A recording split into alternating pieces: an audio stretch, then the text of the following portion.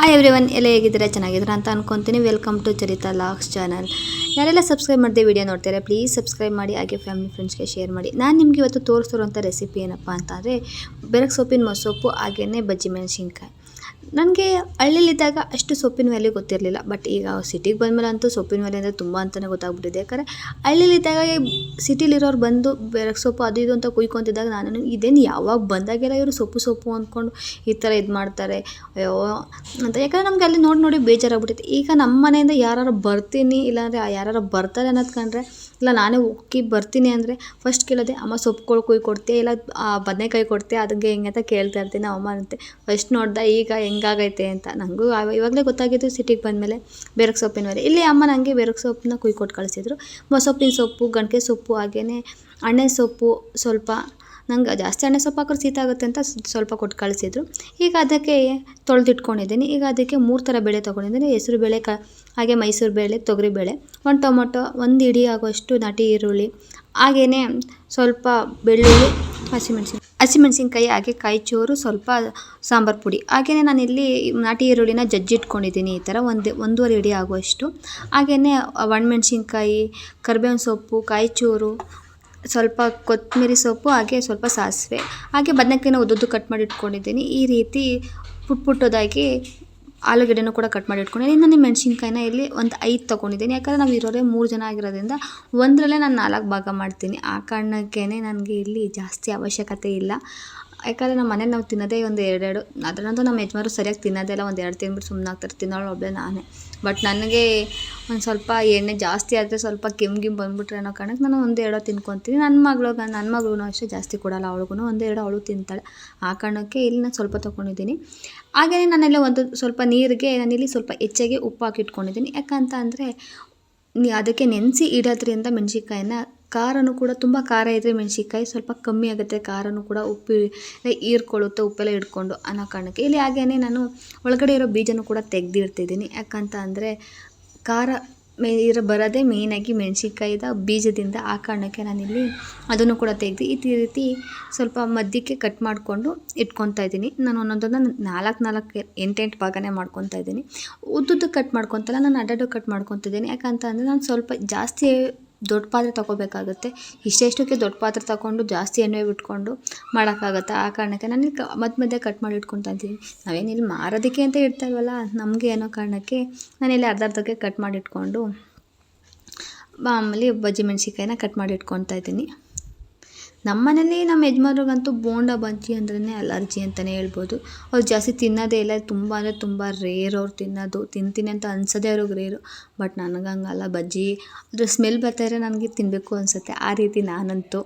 ಆ ಕಾರಣಕ್ಕೆ ಇಲ್ಲಿ ನಾನು ಅವಾಗವಾಗ ನನಗೋಸ್ಕರನಾದ್ರೂ ಸ್ವಲ್ಪನಾದ್ರು ಮಾಡ್ಕೊತೀನಿ. ಆಯ್ತಪ್ಪ 1-2 ತಿನ್ನು ಅಂತ. ಈ ರೀತಿ ನೀಟಾಗಿ ಕಟ್ ಮಾಡಿಕೊಂಡು ಇಟ್ಕೊತಾ ಇದ್ದೀನಿ ನಾನಿಲ್ಲಿ. ಈ ರೀತಿ ಮಧ್ಯಕ್ಕೆಲ್ಲ ಸೀಳಿಸ್ಕೊಂಡು ನೀವೇ ನೋಡ್ತಾ ಇರ್ಬೋದು. ಅದು ತುಂಬ ಯಾಕಂದರೆ ಈಗ ಮೊಸೊಪ್ಪು ಮಾಡೋಕ್ಕೆ ಮೊದಲೇ ಕಟ್ ಮಾಡಿ ಇಟ್ಕೊತಾ ಇದ್ದೀನಿ. ಯಾಕಂದರೆ ಖಾರ ಎಲ್ಲ ನೀಟಾಗಿ ಇಟ್ಕೊಳ್ಳುತ್ತೆ, ಉಪ್ಪೆಲ್ಲ ಅಂತ. ಆಗ ಆತ್ರಕ್ಕೆ ಮಾಡೋಕ್ಕೆ ಹೋದರೆ ಖಾರನೂ ಕೂಡ ನೀಟಾಗಿ ಖಾರನೇ ಇರುತ್ತೆ. ಆ ಕಾರಣಕ್ಕೆ ನಾನಿಲ್ಲಿ ಫಸ್ಟೇ ಕುಯ್ದು ಕಟ್ ಮಾಡಿ ಇಟ್ಕೊತಾ ಇದ್ದೀನಿ.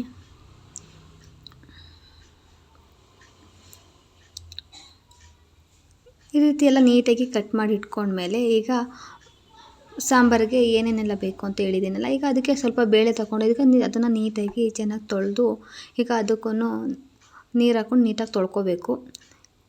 ಈ ರೀತಿ ತೊಳ್ಕೊಂಡ್ಮೇಲೆ ಈಗ ಅದಕ್ಕೆ ಒಂದು ಕುಕ್ಕರ್ ತೊಗೊಂಡು ಕುಕ್ಕರ್ಗೆ ಹಾಕ್ಕೊತಾ ಇದ್ದೀನಿ. ಈ ರೀತಿ ತೊಳೆದಿರೋ ಬೇಳೆನೂ ಹಾಕ್ಕೊಂಡು ಈಗ ಅದಕ್ಕೆ 1 ಟೊಮೊಟೊ ತೊಗೊಂಡಿದ್ನಲ್ಲ, ಆ ಟೊಮೊಟೊನೂ ಕೂಡ ಹಾಕ್ಕೊತಾ ಇದ್ದೀನಿ. ಹಾಗೆ ಸ್ವಲ್ಪ ಬೆಳ್ಳುಳ್ಳಿ, ಹಾಗೆ 1 ಇಡಿ ಆಗುವಷ್ಟು ನಾಟಿ ಈರುಳ್ಳಿ ತೊಗೊಂಡಿದ್ದೀನಿ ನಾನಿಲ್ಲಿ. ನನಗೆ ಅಮ್ಮ ಬೆಳೆದಿದ್ರು. ಆ ಕಾರಣಕ್ಕೆ ನಾನು ಅಲ್ಲಿಂದನೇ ತರಿಸ್ಕೊಂಡೆ. ಅಮ್ಮ ನನಗೂ ಕೊಟ್ಟು ಕಳಿಸು, ನನಗೂ ಬೇಕು ಅಂದರೆ ನಂಗೆ ನಾಟಿ ಈರುಳ್ಳಿ ಅಂದರೆ ತುಂಬ ಇಷ್ಟ. ಆ ಕಾರಣಕ್ಕೆ ಆಗ 4 ಮೆಣಸಿನ್ಕಾಯಿನೂ ಹಾಕ್ಕೊಂಡು ಈಗ ಅದಕ್ಕೆ ಸೊಪ್ಪನ್ನು ನೀಟಾಗಿ ಹಾಕ್ಕೊತಾ ಇದ್ದೀನಿ ನಾನಿಲ್ಲಿ. ನೀವೇ ನೋಡ್ತಾ ಇರ್ಬೋದು ಈ ಥರ ವೆರೈಟಿ ಸೊಪ್ಪು ಐತೆ ಅಂತ. ತುಂಬ ಚೆನ್ನಾಗಿರುತ್ತೆ. ಆರೋಗ್ಯಕ್ಕೂ ಅಷ್ಟೇ ತುಂಬ ಒಳ್ಳೆಯದು.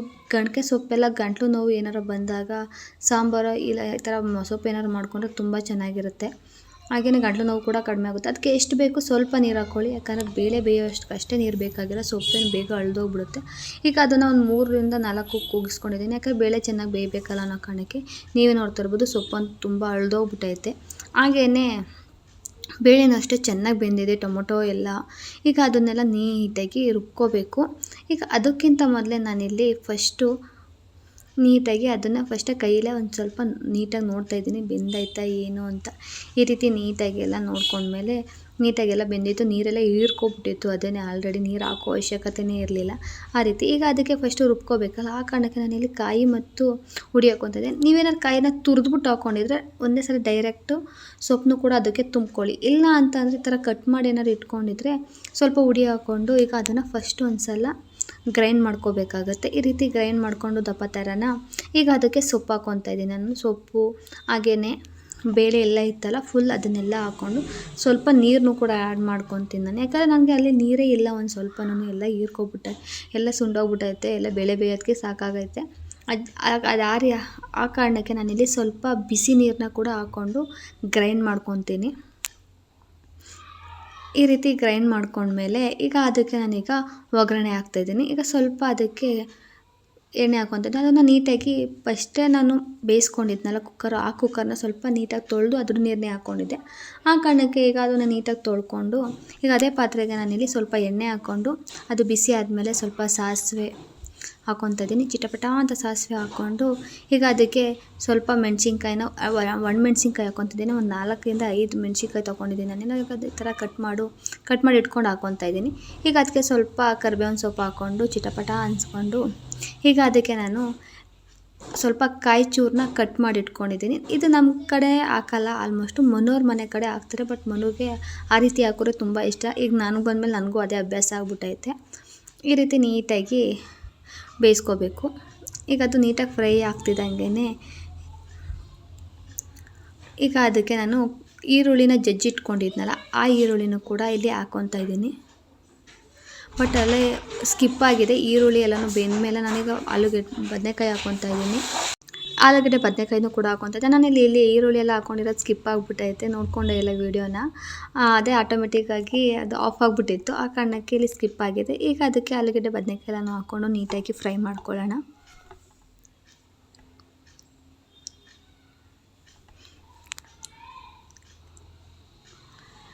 ನೀಟಾಗಿ ಈ ರೀತಿ ಬೇಯಿಸ್ಕೋಬೇಕು.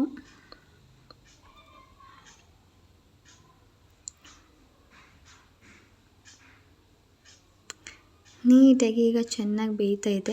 ಈಗ ಅದಕ್ಕೆ ನಾವಿಲ್ಲಿ ಮೊಸಪ್ಪನ್ನ ರುಬ್ಕೊಂಡಿದ್ವಲ್ಲ, ಮೊಸಪ್ಪನ್ನ ನೀವು ರುಬ್ಕೋಬೇಕಾದ್ರೆ ನಿಮ್ಗೆ ಯಾವ ರೀತಿ ಬೇಕು ಆ ರೀತಿ ರುಬ್ಕೊಳ್ಳಿ. ಯಾಕಂತ ಅಂದರೆ ಒಬ್ಬೊಬ್ಬರಿಗೆ ತುಂಬ ನುಣ್ಣಗಿರಬೇಕು, ಒಬ್ಬೊಬ್ಬರಿಗೆ ಸೊಪ್ಪು ಸಿಗೋ ಥರ ಇರಬೇಕು. ನನಗೆ ಸೊಪ್ಪು ಸಿಗೋ ಥರನೇ ಇರಬೇಕು. ಬಟ್ ನಮ್ಮ ಯಜಮಾನ್ರಿಗೆ ಹಂಗಲ್ಲ, ಅವ್ರಿಗೆ ತುಂಬ ನುಣ್ಣಗಿರಬೇಕು. ಈ ರೀತಿ ಇರಬೇಕು ನುಣ್ಣಗೆ. ಅದಕ್ಕೆ ಈಗ ಅದನ್ನ ಫುಲ್ಲು ನುಣ್ಣಗೆ ರುಬ್ಬಿ ಹಾಕ್ಕೊತಾ ಇದ್ದೀನಿ. ಈಗ ಅದಕ್ಕೆ ಎಷ್ಟು ನೀರು ಬೇಕು, ನಿಮಗೆ ಎಷ್ಟು ಗಟ್ಟಿ ಬೇಕು ತೆಳು ಬೇಕು ಅದು ನೋಡಿಕೊಂಡು ನೀರು ಹಾಕ್ಕೊಳ್ಳಿ. ನಮ್ಮ ಮನೇಲಿ ಸ್ವಲ್ಪ ಗಟ್ಟಿನೇ ಬೇಕು ಸಾಂಬಾರು, ಅದು ಕುದ್ಮೇಲೆ ಸ್ವಲ್ಪ ಗಟ್ಟಿ ಆಗುತ್ತೆ ಅನ್ನೋ ಕಾರಣಕ್ಕೆ ಒಂಚೂರು ನೀರು ಆ್ಯಡ್ ಮಾಡ್ಕೊಂಡಿದ್ದೀನಿ ನಾನಿಲ್ಲಿ. ನೀವು ನೋಡ್ತಾ ಇರ್ಬೋದು ಗಟ್ಟಿನೇ ಐತೆ. ಈ ರೀತಿ ನೀಟಾಗಿ ಸಾಂಬಾರನ್ನ ಹಾಕ್ಕೊಂಡ್ಮೇಲೆ ಈಗ ಅದಕ್ಕೆ ಸ್ವಲ್ಪ ರುಚಿಗೆ ತಕ್ಕಷ್ಟು ಉಪ್ಪು ಹಾಕ್ಕೊಳ್ಳೋಣ. ಅದನ್ನು ಚೆನ್ನಾಗಿ ಕುದಿಯೋವರೆಗೂ ಬಿಡಬೇಕು. ನೀವು ನೋಡ್ತಾ ಇರ್ಬೋದು ಇಷ್ಟು ತೆಳ್ಳು ಐತೆ, ಬಟ್ ಬೇಯ್ತಾ ಅದು ಗಟ್ಟಿ ಆಗುತ್ತೆ. ಆ ಕಾರಣಕ್ಕೆ ಅದನ್ನು ಬಿಟ್ಬಿಟ್ಟು ಕುದಿಯೋಕ್ಕೆ ಇಟ್ಟಿದ್ದೀನಿ. ಚೆನ್ನಾಗಿ ಕುದಿ ಬರೋವರೆಗೂ ಕುದಿಸ್ಕೋಬೇಕು. ಆಲ್ರೆಡಿ ಮೊಸಪ್ಪು ಎಲ್ಲ ಬೇಯಿಸ್ಕೊಂಡಿರೋದ್ರಿಂದ ಜಾಸ್ತಿ ಕುದಿಸೋ ಅವಶ್ಯಕತೆ ಇಲ್ಲ. ಏನಿದ್ರೂ ಆಲೂಗೆಡ್ಡೆ ಮತ್ತು ಬದನೆಕಾಯಿ ಬೇಯಬೇಕು. ಹಾಗೆಯೇ ಹುಡಿ ಸ್ಮೆಲ್ಲು, ನಾವು ಹುಡಿ ಹಾಕ್ಕೊಂಡಿದ್ವಲ್ಲ ಬೇಳೆ ಸಾಂಬಾರು ಹುಡಿ, ಅದು ಸ್ವಲ್ಪ ಗಮನ ಒಂದು ಸ್ವಲ್ಪ ಹೋಗೋವರೆಗೂ, ಹಸಿ ವಾಸನೆ ಹೋಗೋವರೆಗೂ ಚೆನ್ನಾಗಿ ಕುದಿಸ್ಕೊಂಡ್ರೆ ಸಾಕು. ತುಂಬ ಚೆನ್ನಾಗಿರುತ್ತೆ. ಹಾಗೆ ಆರೋಗ್ಯಕ್ಕೂ ಅಷ್ಟೇ ತುಂಬ ಒಳ್ಳೆಯದು.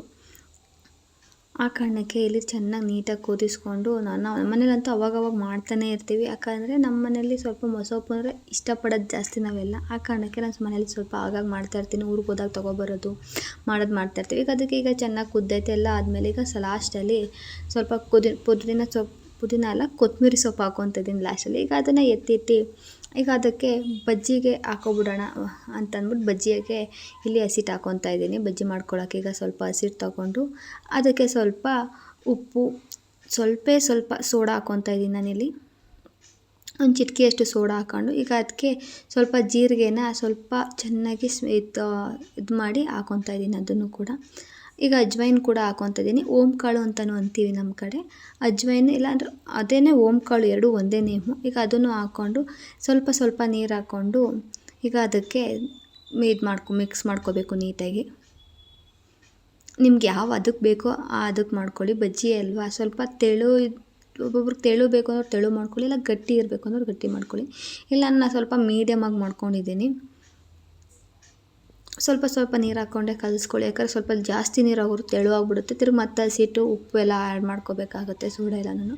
ಆ ಕಾರಣಕ್ಕೆ ಇಲ್ಲಿ ನಾನು ಸ್ವಲ್ಪನೇ ನೀರು ಹಾಕ್ಕೊಂಡು ಅದಕ್ಕೆ ನಮ್ಗೆ ಯಾವ ಕನ್ಸಿಸ್ಟೆನ್ಸ್ ಬೇಕೋ ಅದಕ್ಕೆ ಇದು ಮಾಡಿಕೊಂಡು ನೀಟಾಗಿ ಮಿಕ್ಸ್ ಮಾಡ್ಕೊತಾ ಇದ್ದೀನಿ ನಾನಿಲ್ಲಿ.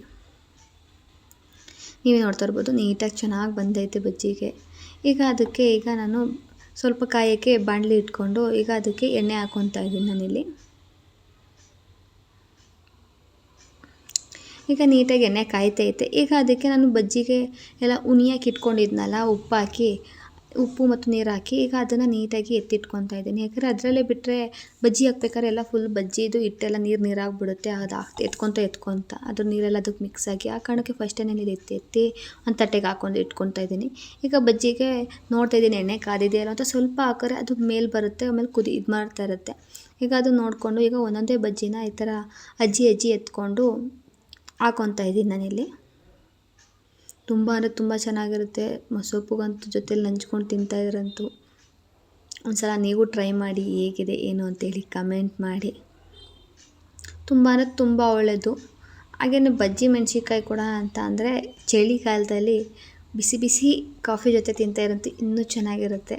ನನಗಂತೂ ಬಜ್ಜಿ ಗಿಜ್ಜಿ ಅಂತಂದ್ರಂತೂ ತುಂಬ ಇಷ್ಟ. ಆ ಕಾರಣಕ್ಕೆ ನಮ್ಮ ಮನೇಲಿ ಆಗಾಗ ನಾನು ಮಾಡ್ಕೊತಾ ಇರ್ತೀನಿ. ಬಟ್ ಅವ್ರಿಗೆ ಒಂದೇ ಎರಡು ಕೊಡ್ತೀನಿ ಅಂತ ನಾವು ತಿನ್ನೋಣ ಅನ್ನೋ ಕಾರಣಕ್ಕೆ ನನ್ನ ಮಗಳಂತೂ ನನಗೆ ಬಿಟ್ಟು ಕೊಡೋಲ್ಲ. ಆ ರೀತಿ ಅವಳಂತೂ ಬ್ಯಾಟಿಂಗ್ ಮಾಡ್ತಾಳೆ.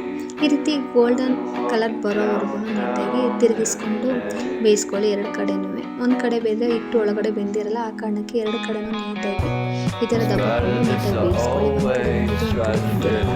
ಆ ರೀತಿ ಆಗಿಬಿಡುತ್ತೆ. ಈ ರೀತಿ ನೀಟಾಗಿ ಮೀಡಿಯಮ್ ಫ್ಲೇಮಲ್ಲಿ ಬೇಯಿಸ್ಕೊಳ್ಳಿ.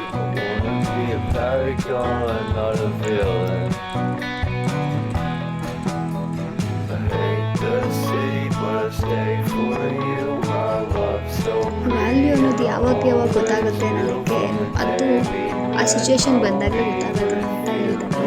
ಆ ರೀತಿ ನಾವು ಅಷ್ಟೇ ಹಳ್ಳಿಲಿದ್ದಾಗ ಅಷ್ಟು ವ್ಯಾಲ್ಯೂಗಳೇ ಗೊತ್ತಿರಲ್ಲ. ಸೊಪ್ಪುಗಳ ಬಗ್ಗೆ, ಅದ್ರ ಬಗ್ಗೆ, ಅಮ್ಮನ ಬಗ್ಗೆ ಬಿಟ್ಟು ದೂರ ಬಂದಾಗ ಈ ರೀತಿ ದೂರ ಇದ್ದಾಗಲೇ ಅದ್ರ ವ್ಯಾಲ್ಯೂ ಎಲ್ಲ ಗೊತ್ತಾಗುತ್ತೆ ಅನ್ನೋದಕ್ಕೆ ನಮಗೆ ಈಗ ಅರ್ಥ ಐತೆ ಬೆಂಗಳೂರಲ್ಲಿ ಬಂದಮೇಲೆ ಎಲ್ಲವೂ ಪ್ರತಿಯೊಂದೂ. ಆ ಕಾರಣಕ್ಕೆ ನನಗೆ ಯಾರು ಬರ್ತಾರೆ ನಾನು ಅದಕ್ಕೆ ಕಾಯ್ತಾ ಇರ್ತೀನಿ. ಅದನ್ನು ತರಿಸ್ಕೊಳ್ಳೋಣ, ಇದನ್ನು ತರಿಸ್ಕೊಳ್ಳೋಣ, ಇದಾಯ್ತಲ್ಲ ಅದಾಯ್ತಲ್ಲ ಅಂತ. ನಮ್ಮನೆ ನುಗ್ಗೆ ಸೊಪ್ಪು ನುಗ್ಗೆಕಾಯಿ ಎಲ್ಲ ಇರುತ್ತೆ. ನಾನು ಊರಿಂದನೇ ಆಲ್ಮೋಸ್ಟ್ ತರಿಸ್ಕೊಳ್ಳೋದು. ಇಲ್ಲಿ ನಾನು ತಗೊಳ್ಳೋದೇ ಇಲ್ಲ ಆಲ್ಮೋಸ್ಟಾಗಿ ನುಗ್ಗೆ ಸೊಪ್ಪನ್ನಂತೂ. ಯಾಕಂದರೆ ನನಗೆ ನುಗ್ಗೆ ಸೊಪ್ಪು ಅಲ್ಲೇ ಕಿತ್ತಿ ಅಲ್ಲೇ ಹಾಕಿದ್ರೆ ನನಗೆ ಇಷ್ಟ ಆಗೋದು. ಒಂದೆರಡು ದಿನ ಬಿಟ್ಕೊಂಡು ಒಂದಿನ ಬಿಟ್ಕೊಂಡು ಹಂಗೆಲ್ಲಾದ್ರೆ ನನಗೆ ಇಷ್ಟನೇ ಆಗೋಲ್ಲ. ತುಂಬ ಚೆನ್ನಾಗಿರುತ್ತೆ ನುಗ್ಗೆ ಸೊಪ್ಪು ಎಲ್ಲ ಮಾಡ್ಕೊಂಡು ತಿಂದರೆ. ಆ ಕಾರಣಕ್ಕೆ ಈಗ ಮುದ್ದೆ ಜೊತೆ ಅಂತೂ ಸೂಪರ್ ಕಾಂಬಿನೇಷನ್ ಅಂತಲೇ ಹೇಳ್ಬೋದು. ಅದ್ರ ಜೊತೆ ನಾನು ಸ್ವಲ್ಪ ಸೌತೆಕಾಯಿನೂ ಇಟ್ಕೊತಾ ಇದ್ದೀನಿ. ಹೇಗಿತ್ತು ಏನು ಅಂತೇಳಿ ನೀವು ಮನೇಲಿ ಒಂದ್ಸಲ ಟ್ರೈ ಮಾಡಿ ಹೇಗೆ ಏನು ಅಂತೇಳಿ ಕಮೆಂಟ್ ಮಾಡಿ. ಇನ್ನು ಯಾವ್ದಾದ್ರು ವೀಡಿಯೋಗಳು ನಿಮಗೆ ಬೇಕು ಅಂತ ಅಂದರೆ ಪ್ಲೀಸ್ ಕಮೆಂಟ್ ಮಾಡಿ. Thank you for watching. Bye.